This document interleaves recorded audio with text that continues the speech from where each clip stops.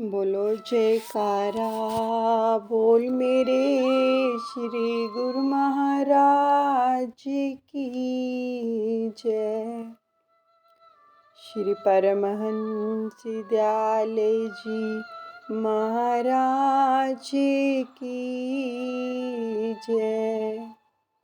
सर्वप्रथम श्री 108 अवधूत शिरोमणि गौसुल हिंद शाह विलायत परमार्थ पथ के महान प्रवर्तक, अद्वैत मत के संस्थापक, शाहों के शहंशाह, राजाओं के राजन, पीरों के पीर, मेरे श्री टेरी निवासी भगवान जी के श्री चरण कमलों में लाखों करोड़ों बार दंडवत प्रणाम। प्रेमियों, आज हम आनंद गीता के 7वें को श्रवण करने के लिए अपने श्री परमहंस दयाल जी के श्री चरणों में उपस्थित हुए हैं।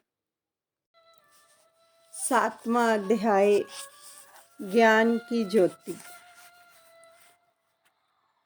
और आप सबको ये विदित करवा दें कि ये आनंद गीता हमारे श्री दरबार की ओर से जिसकी रचना की गई है, हमारे श्री सतगुरुदेव भगवान जी की आज्ञा से, और इसके अंदर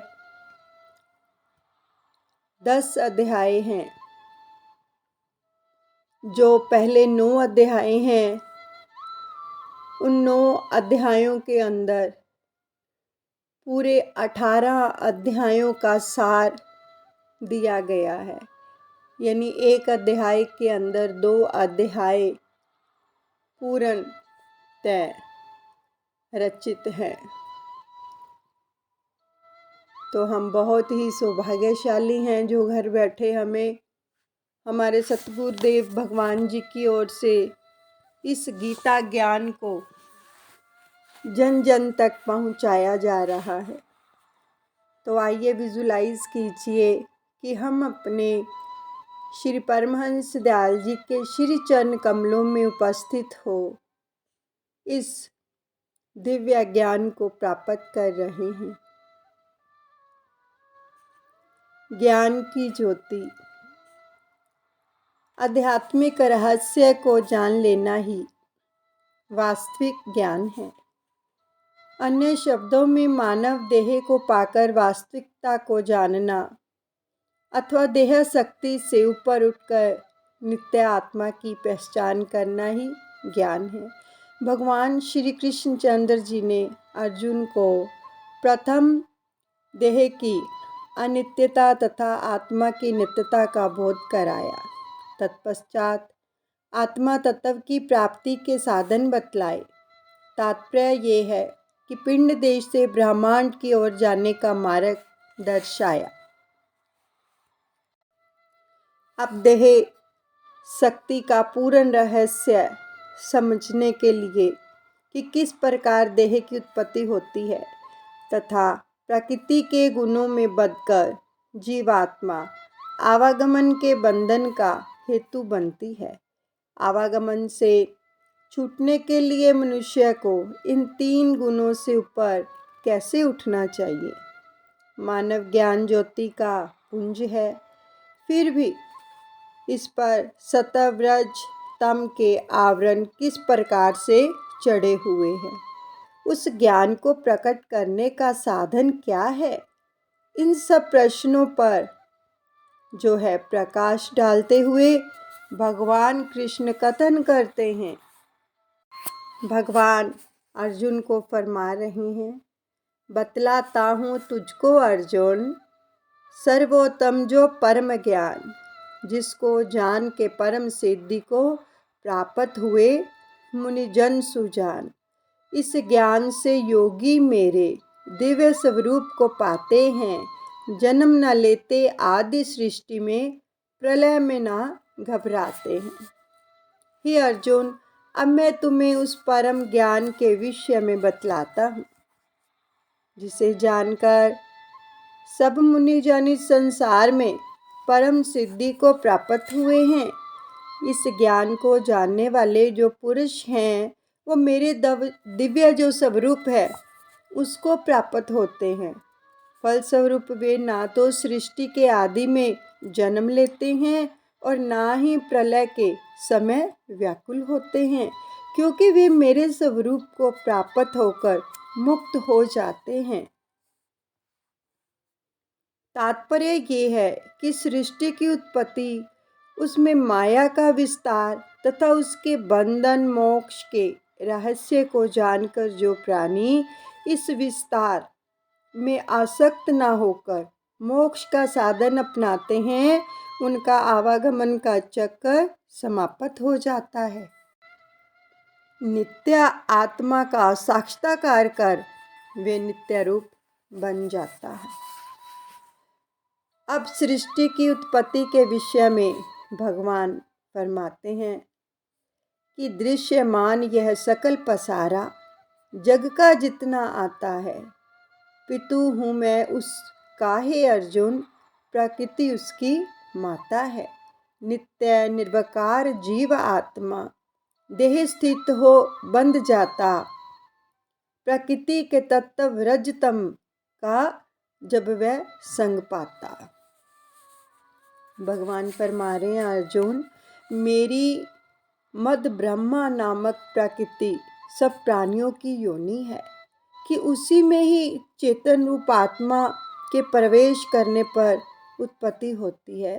संसार में चराचर जितनी भी दृश्यमान योनियां नजर आती हैं, सब मेरे द्वारा ही उत्पन्न की गई हैं, क्योंकि मैं उनका पिता हूँ। तथा प्रकृति जो है वो माता है। प्रकृति की जो है 3 गुण है प्रकृति में, एक सत्वगुण, एक रजोगुण और एक तमोगुण। इस अविनाशी जीवात्मा को जो है ये तीनों गुण जो हैं शरीर में बांधते हैं। जब भगवान ने अर्जुन को आत्म तत्व विचार, ध्यान योग तथा अन्य पद्धतियों द्वारा आध्यात्मिक ज्ञान का भली भांति जब बोध करा दिया, तो उसके बाद इस देह की उत्पत्ति तथा इसके विकार एवं गुणों के विषय में बताने की क्या आवश्यकता थी। लेकिन श्री कृष्ण भगवान जी ने एक निपुण वैद्य की भांति अर्जुन के असाध्य रोग को जांचा और परखा। वैद्य असाध्य रोगी को जो औषधि देकर उसके सेवन के साथ साथ पथ्य की विधि की भी बतलाते हैं। जब रोगी कुछ स्वस्थ हो जाता है तो फिर उसे उस रोग के विषय में समझाते हैं कि किस कारण से यह रोग देह में प्रविष्ट हुआ। जिस प्रकार के विकार के बढ़ने पर शारीरिक रोग उत्पन्न होते हैं, उस विकार के दोष को बतलाकर उस वस्तु के सेवन को त्याग करने का आदेश देते हैं कि यदि रोगी यही विदित ना हो कि किस किस वस्तु के सेवन से विकार बढ़ता है, तो वह उसे त्यागेगा ही कैसे और फिर भविष्य में उस रोग से मुक्ति कैसे प्राप्त करेगा। यानी देखो, अब जिनको शुगर होती है और वो डॉक्टर के पास जाते हैं और डॉक्टर उनको बतलाता है कि आपको किस किस वस्तु का सेवन करना है और किस किस वस्तु का सेवन नहीं करना है। वो उपचार भी करता है, साथ में परहेज भी बताता है कि ये वस्तु का सेवन नहीं करना, इससे आपका रोग है वो बढ़ जाएगा। तो जैसे डॉक्टर के कहे के अनुसार रोगी उसी पर अमल करता है और परहेज करता है तो वो ठीक होता चला जाता है, ठीक रहता है। इसी प्रकार भगवान अर्जुन को समझा रहे हैं कि इन जो 3 गुण हैं, तमोगुण, रजोगुण और सात्विक गुण हैं, जो इनके साथ किन किन वस्तुओं का परहेज करना है ताकि ये गुण तेरे पे हावी ना हो। भगवान अर्जुन को फरमा रही हैं, अर्जुन सतव गुण है निर्मल, प्रकाश रूप है अविकार, बंधता जीव इससे जब आता, सुख और ज्ञान का अहंकार। राग और तृष्णा से उत्पन्न अर्जुन जान रजोगुण को, काम कर्म की आसक्ति में जीव को बद्ध करता है वो। प्रमाद आलस्य व निद्रा बढ़ते, तमोगुण के आने पे जीवों को मोहित है करता, उत्पन्न ज्ञान अज्ञान हो जाने से। यानी हे अर्जुन, इस मनुष्य में 3 प्रकार के गुण विद्यमान हैं, सतोगुण, रजोगुण और तमोगुण। सतोगुण शुद्ध पवित्र और निर्मल प्रकाश का स्रोत है। जिस प्रकार मनुष्य का स्वभाव उपकार करने में रत, शांत, धीर तथा संतोष पूर्वक होता है, उसे सतोगुणी समझा जाता है। यानी जो शांत रहते हैं, जिनको क्रोध नहीं आता है, और संतोष जिनके मन में होता है कि जो भगवान ने दे दिया उसमें ही संतुष्ट रहते हैं। कभी भी किसी की चीज़ को देखकर अपने मन में लालसा उत्पन्न नहीं करते हैं। शांत चित्त हो प्रभु का भजन करते हैं और उसको सतो कर्म के करने में उनकी रुचि होती है। यानी वह यज्ञ करते हैं, दान करते हैं, तप करते हैं और अपने पुण्य कर्मों की ओर वो प्रवृत्त रहते हैं। ऐसा जो मनुष्य है, भगवान फरमा रहे हैं, मृत्यु के उपरांत स्वर्ग आदि उच्च लोकों को प्राप्त करता है।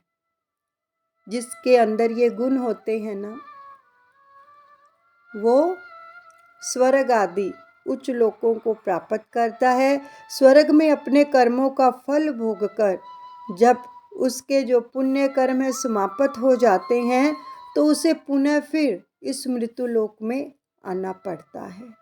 जब तक मनुष्य त्रिगुणी माया से ऊपर उठने का साधन नहीं करता है, तो तब तक वह आवागमन से मुक्त नहीं हो सकता। इसलिए कहा गया है कि सत्वगुण सुख तथा ज्ञान की अहंकार रूपी उपाधि से जीव को बांधता है। कैसे बांधता है? यानी कि जो अधिक दान करता है, अधिक यज्ञ करता है और पुण्य करता है, यानी बहुत, तो उसके मन में अहंकार भी आ जाता है और वो जीव अहंकार रूपी उपाधि से बंध जाता है। और जो ऐसे जीव होते हैं, जब उनकी मृत्यु होती है ना, भगवान फरमा रहे हैं कि उनको स्वर्ग के सुख मिलते हैं, जो उसने कर्म किए होते हैं, अच्छे कर्म किए होते हैं। लेकिन इन कर्मों से मुक्ति नहीं मिल सकती, इन कर्मों से मुक्ति नहीं मिल सकती, मोक्ष नहीं मिल सकता। और उनको उतने जो उन्होंने अच्छे कर्म किए वे भोग कर फिर संसार में आना पड़ता है। यानी कि आवागमन का चक्कर छूटता नहीं है उनका। और आगे आ गया रजोगुण। जो रजोगुण वाले मनुष्य हैं, उनका स्वभाव जो है रागात्मक होता है। यानी कि संसार में जितने भोग्य पदार्थ तथा सामग्रियां हैं, वे उन सबके श्रवण स्मरण तथा देखने से उनको प्राप्त करने की इच्छा उनके मन में उत्पन्न हो जाती है। रजोगुण यानी किसी का कुछ देख लिया तो उनके मन में भी ये इच्छा प्रकट होगी कि मुझे भी लेना है। तो वो जिस राग अथवा इसमें आसक्त रहते हैं, तब उनके मन में संकल्प विकल्प उत्पन्न होने आरंभ हो जाते हैं। जब संकल्प विकल्प उत्पन्न होने आरंभ हो जाते हैं, तो उनके कर्म भारी हो जाते हैं। किसी को देख लिया और फिर अपने मन में विचार कर लिया, इनके पास तो गाड़ी है, इनके पास तो पैसा ही बहुत है। यानी तरह तरह के वो जो अपने मन के अंदर संकल्प विकल्प उनके उठते रहते हैं और इच्छाएं उनके मन में जागृत होती रहती हैं उस चीज़ को पाने के लिए, और ये इच्छाएं उनको अटूट श्रृंखला में बांध लेती हैं और वे निराधार वस्तुओं की इच्छा रखकर अपने मन में यही कुछ समझने लग जाते हैं कि इंद्रिय भोगों में ही सुख है, केवल यही मानते हैं। संचय करना इन्हीं का केवल जीवन का लक्ष्य जानते हैं। सैकड़ों आशाओं में बंधकर काम क्रोध का आश्रय ले विषय भोग के कारण धन का अन्याय से संचय करते। आज किया है प्राप्त हमने और मनोरथ शेष भी, धन किया है इतना संचित होंगे न कंगाल कभी। कि ऐसे मनुष्य जो होते हैं मरणोपरांत रहने वाली अनंत आशाओं का आश्रय लिए हुए तथा विषय भोगों के भोगने में तत्पर हुए इस संसार में ही जो है वो आनंद लेते हैं कि ये इस संसार में बहुत आनंद है। उनको ऐसे लगता है कि इन वस्तुओं में ही आनंद है। तो ऐसा मानने वाले हैं जो इस प्रकार सैकड़ों आशाओं के बंधन में बंध जाते हैं तथा काम क्रोध के परायण हुए रजोगुण मनुष्य विषय भोगों की पूर्ति के लिए अन्याय धर्म पूर्वक और धन पदार्थों का संग्रह करने में ही घबराते नहीं हैं। वो इस चीज़ को ही इकट्ठा करते रहते हैं और उनका विचार होता है कि मैंने आज ये पाया है, अब इस मनोरथ को सिद्ध करूँगा कि अब इसको पाऊँगा, धन को पाऊँगा। जितना भी धन मेरे पास है उससे भी अधिक हो जाएगा। ऐसे विचार, ऐसी तृष्णा, कामना, मोह आदि गुणों से युक्त रजोगुण वाले जो व्यक्ति होते हैं वो मृत्यु के समय जिस पदार्थ की आसक्ति के भाव मन में उदित रखते हैं तो उसी धारणा के अनुसार उनका पुनर्जन्म होता है। यानी मरते समय अगर उनके मन में कोई भी इच्छा रह जाती है, क्योंकि वो सारी जिंदगी इच्छाओं पर ही निर्भर रहते हैं कि मेरे पास ये नहीं है, मुझे इस चीज़ की अभी प्राप्ति करनी है, उनके पास इतना है हमारे पास नहीं है।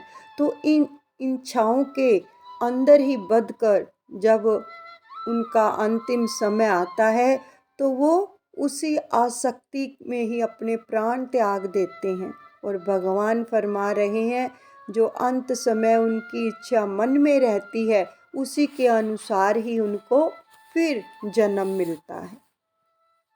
अब तमोगुण की व्याख्या करते हुए भगवान फरमा रहे हैं कि मनुष्य में तमोगुण प्रधान अगर हो तो उसमें प्रमाद, आलस्य तथा निद्रा की अधिकता होती है। जिनमें ये तमोगुण होता है ना उनके अंदर आलस्य होगा, उनको नींद बहुत ज़्यादा आएगी, प्रमाद आएगा, इतनी ज़्यादा नींद आएगी, आलस्य होगा, वो किसी काम को करने में आलस करते हैं। तो वह कर्म अकर्म तथा विकर्म को ना जानता हुआ जो है कर्मों में प्रवृत्त रहता है।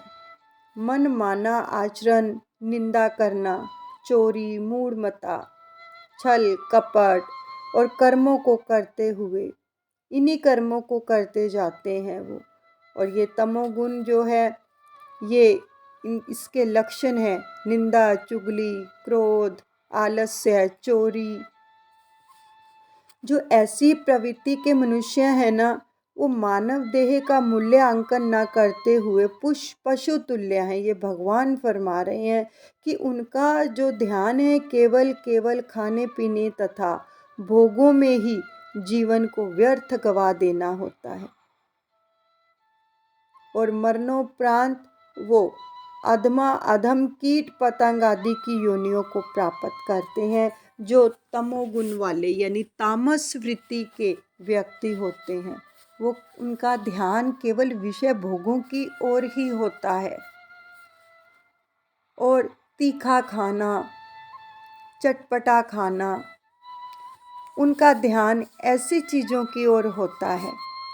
वो तामस वृत्ति के लोग होते हैं जिनका ध्यान प्रभु की ओर नहीं जाता है, इन चीज़ों में ही आसक्त रहते हैं वो और आलस करते हैं हर चीज़ के अंदर।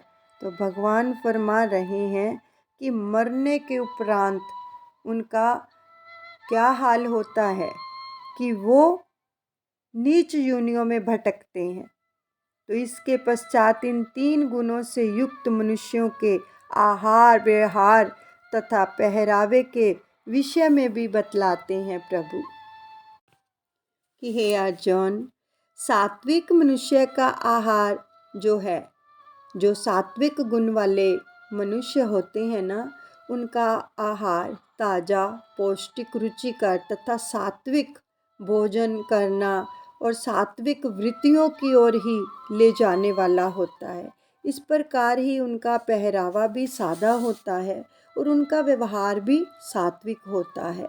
और जो राजसी प्रकृति वाले हैं वो चरपरे, तीखे खाने, खट्टे तथा चित्त को लुभायमान व स्थिर करने वाले आहार तथा पहरावे में भी ऐसे ही होते हैं। और जो तामस हैं उनका बासा, दुर्गंध युक्त और अपवित्र भोजन तथा इसी अनुरूप ही पहरावा अच्छा लगता है। यानी कि जैसा जैसा भी कोई मनुष्य खाना खाता है और उनका आहार व्यवहार भी वैसा ही हो जाता है, उनका पहरावा भी वैसा होगा, उनका स्वभाव भी वैसा ही होगा। अगर सतोगुण वाले जो मनुष्य हैं उनका स्वभाव शीतल होगा और रजोगुण और तमोगुण वाले जो मनुष्य हैं उनका क्रोधी स्वभाव होगा और उनका पहरावा भी वैसा ही होगा। इसलिए भोजन के ऊपर भी बहुत कुछ निर्भर है। इसलिए तो शास्त्रों में फरमाया गया है कि जैसा खाओ अन्न वैसा होए मन।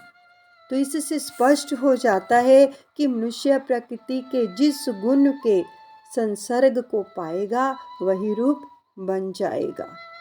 उदाहरण स्वरूप मनुष्य के आहार सतोगुणी खाया तथा इन्हीं प्रवृत्तियों में उसका पालन पोषण हुआ तो वह सतोगुणी बन गया। और इसी प्रकार जिस जिस गुण के संसर्ग में यानी कि उसके आचरण उसको करता है जिस गुण का भी, और वही अमिट छाप बनकर उसको अपना रूप बना लेता है। इसीलिए तो संत सत्पुरुष फरमाते हैं ना कि जब आप अपने रसोई गृह के अंदर भोजन बनाओ तो नाम का जाप करो, परमात्मा का ध्यान करते हुए भोजन बनाओ। क्योंकि जो आपके मन के अंदर विचार चल रहे होते हैं ना, वो भोजन जब बनाया जाता है तो उसी ऊर्जा को वो ग्रहण कर लेता है भोजन।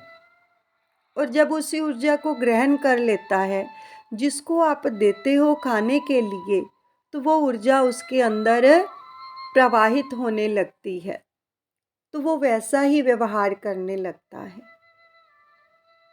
तो इसलिए इन चीज़ों का भगवान फरमा रहे हैं बहुत प्रभाव पड़ता है।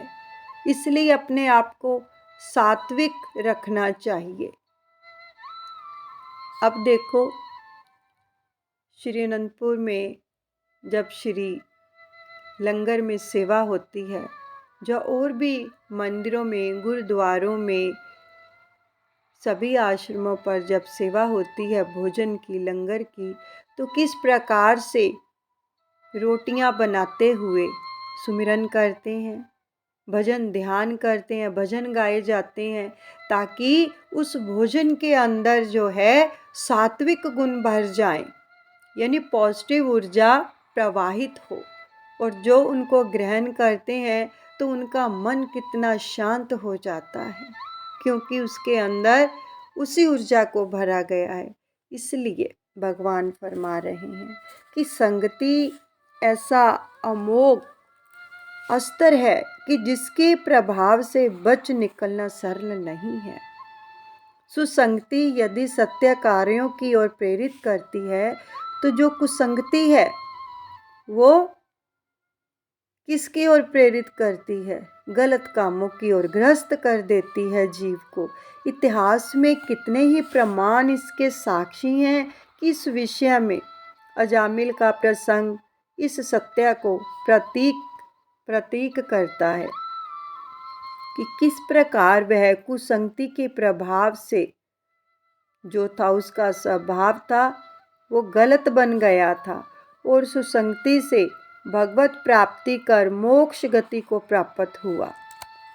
तो क्या हुआ था कि जो अजामिल थे वो सत्यनिष्ठ, सुशील, सदाचारी तथा शास्त्रों के ज्ञाता थे। तो अपने ब्राह्मण पिता की आज्ञा के अनुसार वे धर्म कर्मों में निरत रहकर प्रतिदिन जंगल में फल फूल आदि लेने जाया करते थे। तो एक दिन क्या हुआ, वन से लौटते हुए उसने एक पुरुष को जो नशे में चूर था एक वेश्या के साथ देखा।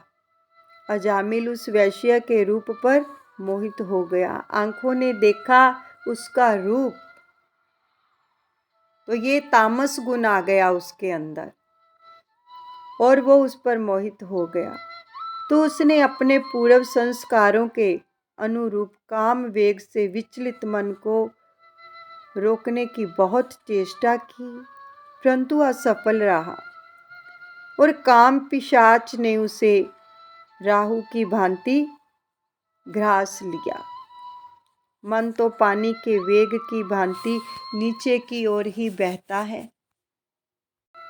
तो फिर उस वेश्या की आसक्ति से उसका जो सदाचार का शस्त्र था वो सब शास्त्र संबंधी चेतना जो थी वो लुप्त हो गई।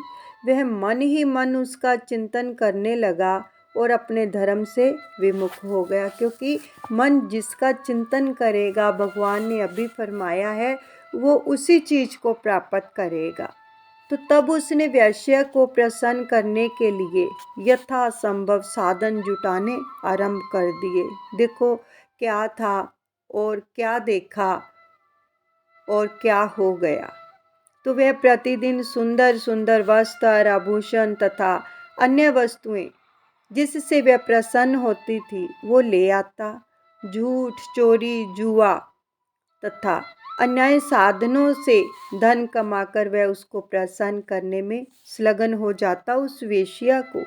तो यहाँ तक कि उसने अपने पिता की सारी संपत्ति भी उसको सौंप दी और अपनी पतिव्रता पत्नी का भी त्याग कर दिया। उसने उस वेश्या से विवाह कर लिया तथा उसी के घर में ही रहने लगा। इस प्रकार उसकी आयु का बहुत बड़ा भाग था वो पापाचरण में व्यतीत हो गया। इसी प्रकार जो भी मनुष्य नशे करते हैं और तामस वस्तुओं का सेवन करते हैं उनकी वृत्ति भी वैसी हो जाती है।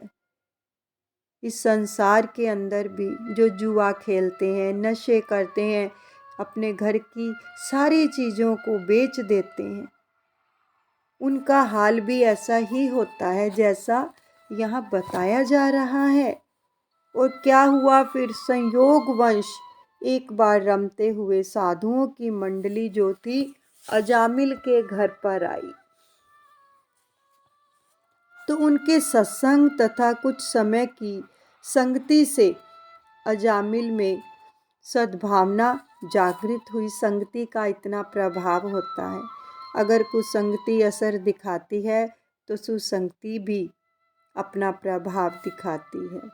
तो उसने साधुओं से अपने उद्धार के लिए विनय की।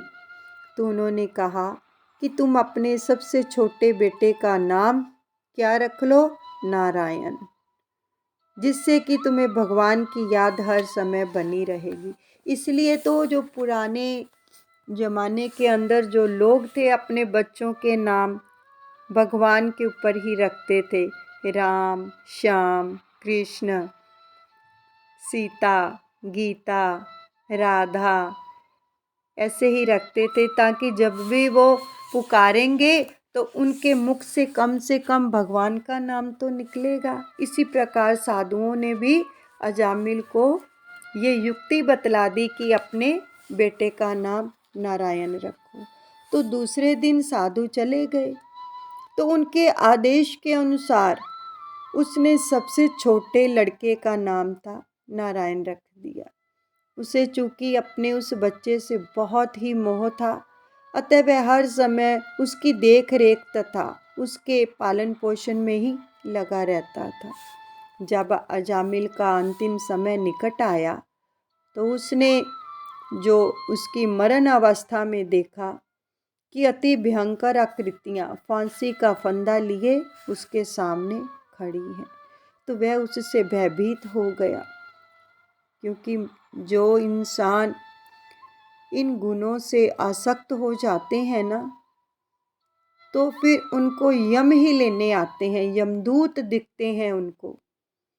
तो उनसे भयभीत होकर अपने बेटे को आवाज़ें लगाने लगा, क्योंकि संत लोग उसका नाम नारायण रख कर गए थे। और वो जोर जोर से चिल्लाने लगा, नारायण बचाओ, बचाओ नारायण, नारायण नारायण। पुकारना जब आरंभ कर दिया तो उसकी इस पुकार को सुनकर भगवान के पार्षद आ गए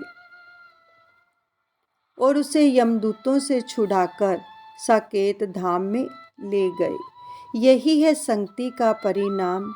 कुसंगति से वह दुराचारी बना और पुनः संत जनों की संगति से उसका उद्धार हो गया। तो इस संसार रूपी कर्म क्षेत्र में विचरते हुए सत्व रज तथा तमोगुण, इन तीनों गुणों से देह को विलग नहीं कर सकता कोई। केवल त्रिगुणातीत सत्पुरुष संत जन ही इसकी आसक्ति को जो है बांधने से छुड़ाते हैं। और वे स्वयं, क्योंकि वो स्वयं त्रिगुणातीत होते हैं, इन तीनों गुणों से ऊपर उठे होते हैं, फिर वो जीव को भी अपनी संगति के प्रभाव से इन गुणों से ऊपर उठने की युक्ति बतलाते हैं, ताकि जीव के अंदर भी ये तीनों गुण है ना आए और वो भक्ति में लग जाए, ताकि उसका जीवन सफल हो जाए। तो इस प्रकार श्री कृष्ण ने अर्जुन को फिर बतलाया कि तीनों गुणों के भावों से ही मोहित है सारी सृष्टि। त्रिगुणातीत मुझ अविनाशी को नहीं जानता कोई भी। त्रिगुणी माया है निस्संदेह अति दुस्तर, किंतु जो है मुझ में सुमरते निश्चय ही वो जाते तर। जिन दुष्कर्मी मूढ़जनों का ज्ञान लिया माया ने हर, प्राप्त मुझे हरगिज न होते कर्महीन अधम वे नर। भगवान फरमा रहे हैं कि उपरोक्त वाणी में इस बात को स्पष्ट करते हुए है कि जो प्राणी शरण में आ जाते हैं, दुस्तर भव सागर से वो तर जाते हैं, जो सतगुरु की शरण ग्रहण कर लेते हैं। अन्य शब्दों में जो प्राणी सत्पुरुषों की संगति करते हैं, वे ही त्रिगुणातीत माया से बचने के लिए सफल हो जाते हैं और ज्ञान की ज्योति उनके हृदय में प्रकाशित हो जाती है और माया का संग करते हैं। वे मोक्ष की प्राप्ति कदापि नहीं प्राप्त कर सकते जो माया का संग करते हैं, अर्थात परमात्मा में लीन नहीं हो सकते। वे नीच योनियों को ही प्राप्त होते हैं। इसलिए संत सत्पुरुष उपदेश देते हैं कि माया का संग कुसंग है और संतों की जो शरण है, सत्पुरुषों का संग ही सत्संग है। और सतगुरु की शरण में जाने से ही इन सब चीज़ों का ज्ञान उत्पन्न होता है और वो फिर जीव को जो है नाम रूपी दीपक देते हैं। और जब वो नाम रूपी दीपक हृदय के अंदर जगता है तो उसका हृदय प्रकाशमान हो जाता है और उसका मार्गदर्शन ये नाम करता है। जो निरंतर निरंतर अपने सतगुरु की जो है वचनों के अंदर रहते हैं, उनका सेवन करते हैं, नाम का सुमिरन करते हैं, तो वो जीव सदा इसी संगति में रहकर अपने सतगुरु की रहनुमाई को पाते हैं और सतगुरु उसका मार्गदर्शन करते रहते हैं। भगवान फिर फरमा रहे हैं, तीन गुणों से अलिप्त रहने की जाने जो प्राणी युक्ति, त्रिगुणातीत ईश्वर को माने, वही प्राप्त करता मुक्ति। जन्म, ऋतु और वृद्धावस्था सब दुखों से पाए त्राण, वही प्राणी इस जीवन में करता अमृत रस का पान। यानी कि सत्पुरुषों की जो सुसंगति ग्रहण करते हैं, जो साधना में रत रहते हैं, इसी सत्व, रज तथा तम तीन गुण हैं जो उनसे निर्लिप्त रहने की युक्ति सीख लेते हैं तथा यह जान लेते हैं कि ईश्वर त्रिगुणातीत है, तो वह प्राणी मुक्ति पद का अधिकारी बन जाता है। वह जन्म और वृद्धावस्था तथा मृत्यु आदि के दुखों से छुटकारा पाकर जीवन में आनंद प्राप्त कर लेता है। फिर फरमाते हैं कि क्या ऐसे पुरुष को यह उपाधियां नहीं सताती हैं? क्या उस पर सर्वदा जो है युवावस्था ही रहती है? नहीं, शरीर तो सबका परिवर्तनशील है, चाहे कोई सिद्ध साधक, योगी, तपस्वी अथवा महापुरुष ही क्यों ना हो। समय के अनुसार मानव देह में आयु के बढ़ने के साथ साथ शक्तियों का उत्पादन तथा ह्रास को अवश्य होता ही रहता है, क्योंकि यह पांच भौतिक शरीर पांच तत्वों से बना हुआ है। जिस तत्व की अधिकता अथवा अभाव होगा, उसी प्रकार का विकार शरीर में अनुभव होना आवश्यक हो जाता है। तो ऐसे ही सर्वसाधारण प्राणी इस देह में परिवर्तन तथा विकारों के आने पर भी दुख सुख का अनुभव कर भ्रमित हो जाते हैं, जबकि जो त्रिगुणातीत वाले पुरुष होते हैं वो हर्ष अथवा शोक उनको नहीं होता है, क्योंकि वो सत्पुरुषों की संगति जब ग्रहण कर लेते हैं तो सत्पुरुष उन्हें क्या है युक्ति बतला देते हैं, तो उनका मन जो है ठहर जाता है, तो वो इन चीज़ों से ऊपर उठ जाते हैं। तो अर्जुन ने जब श्री कृष्ण भगवान जी से त्रिगुणी माया के बंधन तथा मोक्ष के विषय के उपदेश को सुना, तब उसने भगवान के श्री चरणों में निवेदन किया, प्रभो, आपके कथनानुसार रजोगुण तथा तमोगुण ही बंधन का हेतु है तथा सत्वगुण भी सुख की उपाधि में बांध देता है। यानी कि इंसान के मन में जैसे ये भाव आ जाता है, ये पुण्य करूँगा तो मुझे ये सुख मिलेगा, ये पुण्य करूँगा, ये कार्य करूँगा अच्छा तो ये सुख मिलेगा, और ये भी आसक्ति है। तो इसलिए यदि तीनों गुणों के ऊपर उठना है, उसे मुक्ति प्राप्त करनी है, तो भगवान से अर्जुन कह रहा है कि मुझे बतलाइए कि त्रिगुणातीत पुरुष के क्या लक्षण हैं। अर्जुन भगवान से विनय कर रहा है, गुणातीत पुरुष हे भगवान कैसे जाना जाता है आचरण उसका कैसा, वह कैसे मुक्ति को पाता है। पुरुष, पूर्ण पुरुष की क्या पहचान, प्रभुवर मुझको यह समझाइए, उसका सर्वोत्तम जीवन क्यों कर है ये बतलाइए। तो जब अर्जुन को श्री कृष्ण जी ने प्रथम कर्म योग का उपदेश देते हुए कहा कि जो पुरुष कर्म अकर्म में लिप्त नहीं होता वही मुक्त होता है, तो अर्जुन ने उसके विषय में यही प्रश्न किया था कि उस पुरुष को जो क्या है, उसके क्या लक्षण होते हैं। जब यहाँ भगवान श्री कृष्ण ने ये कहा कि तीनों गुणों के अनुसार जिस प्रकार के कर्म किए जाएंगे उसी रूप का प्राणी वो कहलाएगा, और तब अर्जुन ने पुनः वही प्रश्न दोहराया ताकि उन पुरुषों के लक्षण जानकर वैसा बनने का प्रयत्न किया जाए। तो उत्तर में भगवान श्री कृष्ण जी ने कहा, सत्व रज तम तीन गुणों के आक्रमण से जो डरता नहीं, निर्वित हो जाने पर इनके अंतर कोई पड़ता नहीं। सुख दुख परिस्थितियों में रहता वह सदा स्थिर, चलाए मान न कर पाता है त्रिगुणी माया का चक्कर। सम है जिसके लिए ये सब मान अपमान राग व द्वेष गुण कर्मों में लिप्त न होता। अर्जुन वह पुरुष श्रेष्ठ। भगवान फरमा रहे हैं, अर्जुन सत्व गुण प्रकाश रूप है, रजोगुण प्रवृत्ति को तथा तमोगुण अज्ञानता को कहा गया है। गुणातीत पुरुष 3 गुणों की प्रवृत्ति तथा निर्वृत्ति से रहित होता है, तो उसको देह के सुख से सुख तथा इसके दुख से दुख की अनुभूति नहीं होती है। वह इन सबको कर्म भोग समझकर अपनी आत्मा के स्वरूप में स्थित होकर सर्वदा प्रसन्न रहते हैं।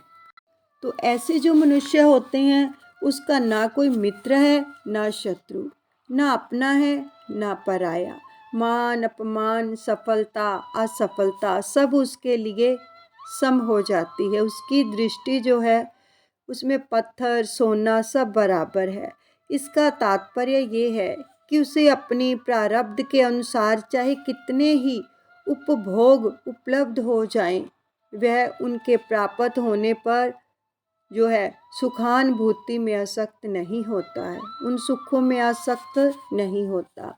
यदि वे छिन भी जाएं तो दैवी प्रकोप से नष्ट भी हो जाएं तो भी उससे दुख नहीं होता है।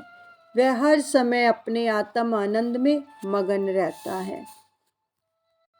फिर भगवान फरमाते हैं, अपने अंगों को है कछुआ समेट लेता जिस तरह, इंद्रियों के विषय रसों से ज्ञानी बचता इसी तरह। इंद्रियों पर कर लेता है नियंत्रण जो भी इंसान, आत्म प्रयाण हो जाता वह विषयों से पाता है त्राण। इंद्रियों पर हो संयम जिसका, विषय सक्त ना होता जो, इसलिए हे पार्थ सुन पूर्ण पुरुष कहलाता वो। भगवान फरमा रहे हैं, चलाए मान न कर सकती नदियाँ सागर को जैसे, स्थिर पुरुष हैं जो आसमाए सारी कामनाएं ही वैसे। ऐसा पुरुष ही सुख रूप और शांति में कहलाता है, जिसमें हो इच्छाएं जग की वह शांति नहीं पाता है। अहम ममता राग द्वेष और जो त्याग कामना करते हैं, परम शांति को वह पाते रहित न कोई चाहता है। सच्चे ज्ञान को पाकर अर्जुन होता है अज्ञान का नाश। देह अनित्य छोड़कर ज्ञानी ब्रह्मानंद में करे निवास। स्थिर पुरुष वही कहलाता मोहित ना हो कभी होता। अंतकाल ब्रह्मानंद पाए एक रस उसकी स्थिति हो जाए। भगवान फरमा रहे हैं, अर्जुन जिस प्रकार सुरक्षा के लिए कछुआ जो है अपने अंगों को समेट लेता है, उसी प्रकार जो ज्ञानी पुरुष है वो इंद्रियों के विषय के रस से बचता है। जो भी प्राणी अपनी इंद्रियों पर संयम कर लेता है वे विषय भोगों से छुटकारा प्राप्त करके आत्मानंद में लीन हो जाता है। इसलिए हे पार्थ, जिसका इंद्रियों पर पूर्ण संयम हो वह पूर्ण पुरुष ही त्रिगुणातीत कहलाता है। तो उसकी स्थिति समुद्र की न्याय बन जाती है। जिस प्रकार देखो अनेक नदियों का पानी समुद्र में आने से भी उसमें बाढ़ नहीं आती है, वह एकदम प्रशांत रहता है। इसी प्रकार पूर्ण पुरुष में समस्त कामनाएं जो हैं विलीन हो जाती हैं। त्रिगुणातीत के लक्षण ही यही है कि वह अहम तथा राग द्वेष के बंधन में नहीं बंधता। आत्मिक ज्ञान को पाकर उसका जो है माया का भ्रम है वो दूर हो जाता है और वह अंत में ब्रह्म पद को प्राप्त कर लेता है। श्री कृष्ण जी ने अर्जुन को संसार की उत्पत्ति तथा त्रिगुणी माया से निर्वृत्ति के यथोचित साधन बतलाकर उसके हृदय में ज्ञान की ज्योति जला दी। उस दिव्य ज्ञान को प्राप्त कर वह लक्ष्य की ओर अग्रसर हो गया। और इसी प्रकार संत सत्पुरुष भी जीव को प्रवचनामृत के द्वारा जागृति प्रदान करते हैं। उनके सत्संग से ही जो है ज्ञान की दिव्य ज्योति जीव के अंदर जगमगाती है, जिससे जन्म जन्मांतर का अज्ञान अंधकार दूर हो जाता है। मोह ममता राग द्वेष सब नष्ट हो जाते हैं तथा मानव को अपने जीवन का वास्तविक लक्ष्य जो है फिर दिखता है। उस ज्ञान ज्योति के सहारे वह आत्मिक उन्नति पर अग्रसर हो जाता है और अपने जीवन के लक्ष्य को फिर वो इंसान पा लेता है। ये जो ज्ञान श्री कृष्ण भगवान ने अर्जुन को दिया कि तीनों गुणों से ऊपर उठो, सात्विक रजोगुण और तामस, ये भी माया है। ये त्रिगुणी माया बतलाया गया है। भगवान ने कहा कि ये त्रिगुणी माया है, अगर इसमें आसक्ति पैदा करोगे तो फिर उभर नहीं पाओगे, प्रभु से मिलन नहीं होगा, कोई कार्य जो है उसको नहीं कर पाओगे अगर इन तीन चीज़ों में आपकी आसक्ति रहेगी। तो इससे ऊपर उठाने के लिए संत सतगुरुओं ने हमें कितना उपदेश दिया है और हमारा जो मार्गदर्शन करते हैं हमारे सतगुरु, इन चीज़ों से ऊपर उठाने के लिए हर समय इस कार्य में ही रत रहते हैं कि जो जीव है वो अपने लक्ष्य को प्राप्त करे, ताकि दोबारा से आवागमन के चक्र से छूट जाए। कितना कितना परिश्रम करते हैं और इन चीज़ों में हमारी आसक्ति ना हो, उसके लिए हमें तो श्री परमहंस दयाल जी की शरणागति मिली है, जिससे हम सबका जीवन जो है उनकी शरणागति ग्रहण करने से बदल जाता है, क्योंकि वो इन चीज़ों से ऊपर उठे होते हैं और हमें भी ज्ञान देते हैं, मार्गदर्शन करते हैं, कितना कुछ बतलाते हैं कि जब कोई भी क्रोध करे आपके साथ, कैसा भी व्यवहार करे, आप अपने मन में उसके लिए कोई भी किसी भी प्रकार की बातों को जगह ना दें, नहीं तो क्या होगा, आप उसी में फंस कर रह जाओगे।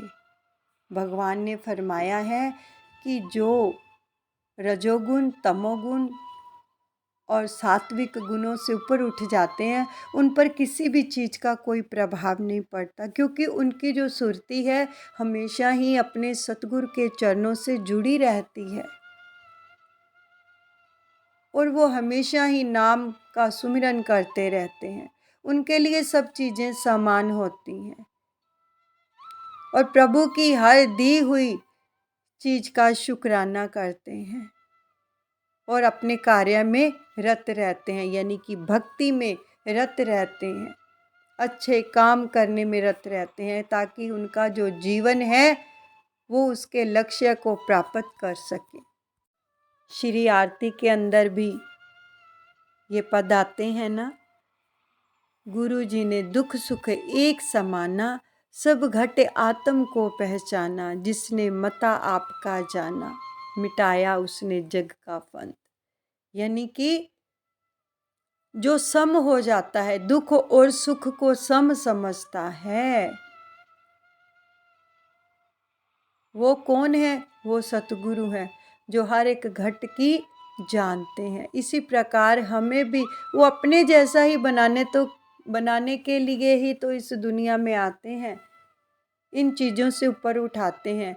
जब जीव इस त्रिगुणी माया से ऊपर उठ जाता है तो उसके घट में प्रभु को, वो अपने घट में प्रभु को पा लेता है, उसके घट में प्रभु विराजमान हो जाते हैं और वो हर चीज़ को समभाव से देखता है, चाहे दुख आए चाहे सुख आए, चाहे अमीरी है चाहे गरीबी है, लेकिन वो प्रभु का शुक्राना ही करता रहता है और उनके नाम में ही लगा रहता है।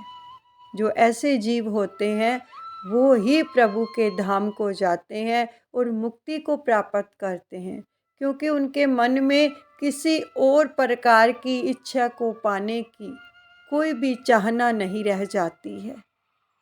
तो इसलिए हमें भी ऐसे ही बनना है। हर चीज़ में सम रखें, अपने आप को कोशिश करें, हर चीज़ में सम रखें। हम सबको तो इतना आलीशान श्री दरबार मिला है और समय के संत सत्पुरुषों की चरण शरण मिली है। सच में जब सभी श्री दर्शनों के लिए जाते हैं, जब उनके श्री चरणों में जाकर उनका रसपान करते हैं, तो मन को कितनी शांति मिलती है। वहाँ पर सब विकार खत्म हो जाते हैं, कोई चीज़ नहीं सताती है। कि जैसे उनके श्री चरणों में हम बैठते हैं तो एक आत्मिक आनंद मिलता है, सुख मिलता है जीव को, क्योंकि जो सामने विराजमान है वो आत्मिक सुख और आनंद को देने वाले हैं। और जब हम उनकी शरण में चले जाते हैं और उसी चीज़ को हम पाते हैं, तो भगवान कहते हैं वही चीज़ आप घर लेके आओ, उसी आत्मिक आनंद में रहो जो हम उनके चरणों में बैठकर प्राप्त करते हैं। सच बताओ, वो समय याद करो जब श्री चरणों में बैठकर सुंदर छवि को निहारते हैं अपने सतगुरुदेव भगवान की, कितना आनंद मिलता है, कितना सुकून मिलता है। वहाँ पर कोई माया का प्रभाव नहीं होता। ये जो तीनों प्रकार की त्रिगुणी माया बताई गई है, तब इसका कोई प्रभाव नहीं होता। क्यों? क्योंकि हम अपने सतगुरु की शरण में होते हैं। तो इसी प्रकार हर समय जब हम उसको महसूस करेंगे, अपने जिस स्थान पर भी हम रहते हैं, जहाँ पर भी जाते हैं, हर समय हम ये महसूस करेंगे कि हम अपने सतगुरु की गोद में बैठे हुए हैं और उनके ही पनाहों में हैं, उन्हीं के सुरक्षा कवच में सुरक्षित हैं। तो ये माया कभी भी हमारे ऊपर जोर नहीं डाल सकेगी। जब जीव अपने आप को सतगुरु के हवाले कर देता है ना, तो फिर सतगुरु उसकी रक्षा करते हैं।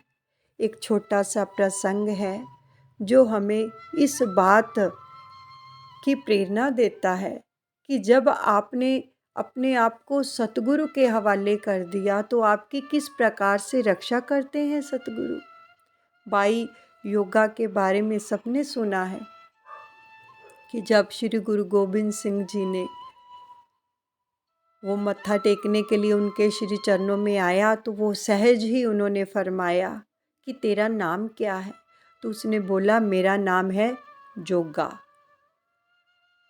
तो फिर उन्होंने फरमाया तू किसके जोगा है? तो उसने बोला कि मैं आपके जोगा हूँ। तो उन्होंने सहसा वचन फरमाए जे तू साढ़े जोगा है तो असी तेरे जोगे हाँ। तो वो वहीं पे सेवा करने लग गया। और जब वो घर जाने लगा तो प्रभु ने वचन फरमा दिए श्री गुरु महाराज जी ने कि जब तुझे बुलाया जाए तब तुम तुरंत आ जाना। जब वो उनके जोगा बन गया और भगवान उसके जोगे बन गए तो सारी चीज़ें बीच में थी वो मिट गई। जब वो घर गया, उसकी शादी हो रही थी, तो जब तीसरी लामा वो ले रहा था तो श्री सतगुरुदेव भगवान श्री गुरु महाराज श्री गुरु गोबिंद सिंह जी ने उसको संदेशा भेजा किसी सिख के हाथ कि तुरंत बुला के लाओ।